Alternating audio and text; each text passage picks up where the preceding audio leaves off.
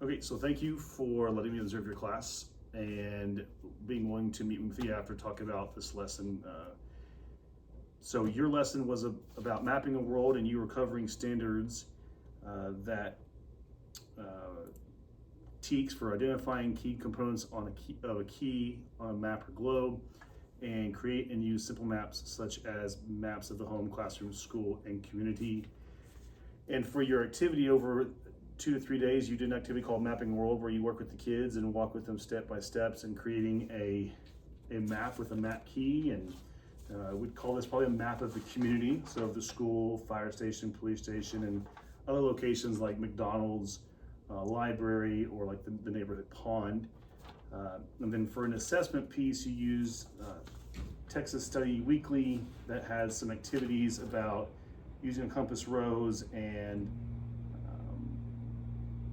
putting important locations on a different map, as well as using cardinal directions. So I just got some general feedback and some questions and some suggestions for you.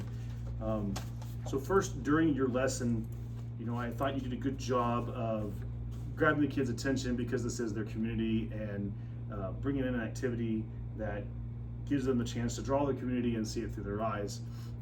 I think that you could have probably done a better job of humanizing the lesson for them, because outside of identifying key things in their community that they already know about, there really wasn't much personalization or a personal connection from them to the activity, other than, hey, that's our pond, or hey, that's our neighborhood HOA pool that we go swim at. Some simple things you can do is like, hey, how many of you guys actually spend time at the pond? Has anyone here ever gone fishing at that pond with your parents? That makes sense. How often who here goes swimming every day during the summer, or things like that? And then, for like humanization of the lesson, you can do other things. You can bring in a story about, and have them relate to it, share what an experience that's personal to them in the community. Maybe it's a walk with their parents at night, or something like that. To even doing things like, hey, and think about maybe, hey, what if I took them outside and let them, I know they see these things every day, but they don't see those things while they're doing a lesson about map building and identifying key components on a map, and just having them go outside and maybe see that pond, and then see, oh yeah, that's the pond I'm going to put on my map key and on my map, was a good way of them tying it together. You could call that a field trip if you're staying on campus and things like that.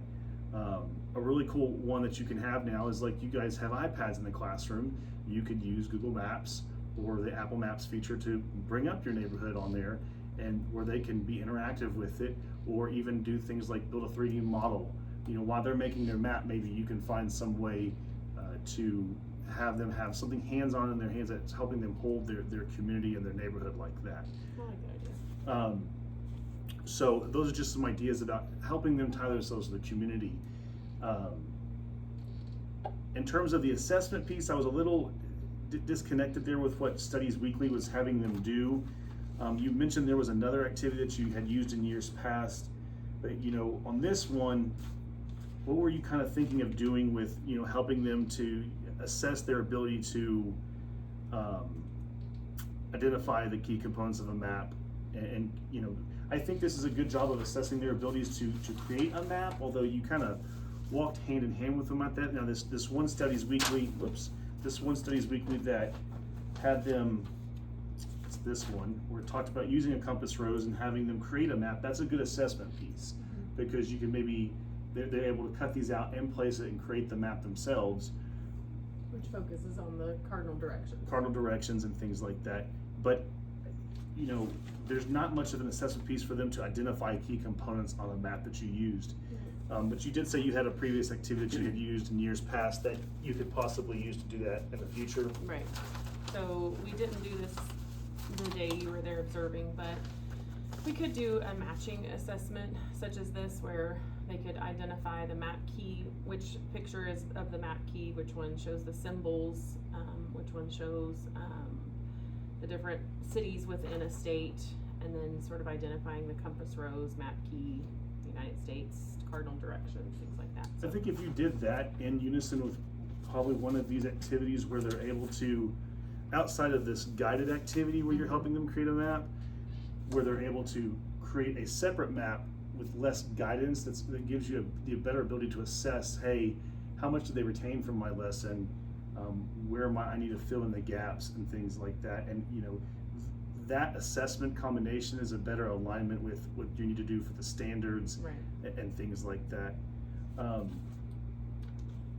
think that's kind of easy now.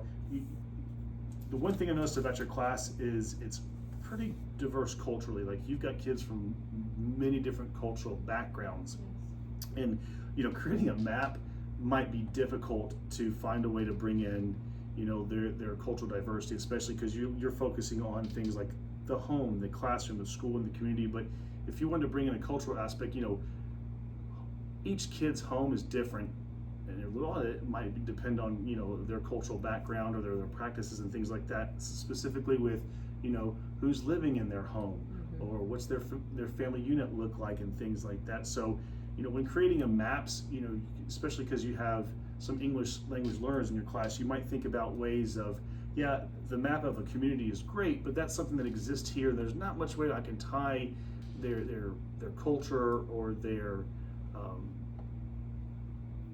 family into this.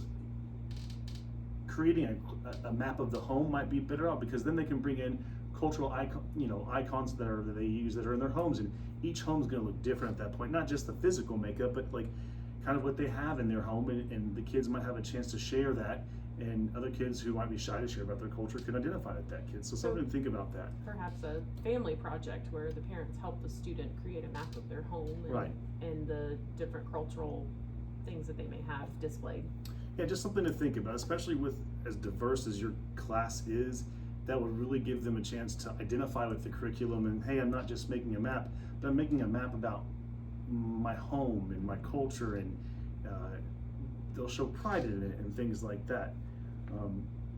I thought you did a very good job instructing them. You had their attention the entire time. I think if these few suggestions would just make your lesson like that much stronger and efficient. Any questions for me? No, I think those are really great ideas. I think taking them outside to build a connection and make it real world for them is good. I mean, that's just out on our playground. The pond is just across the street that they can see from there, and I think that's a good idea to help solidify in their brains what a map is actually talking about, which is real world things. Okay, good. All right, well, I appreciate you meeting with me. I'll let you get back to your planning period, and thank you for taking the time. Sure, thank you.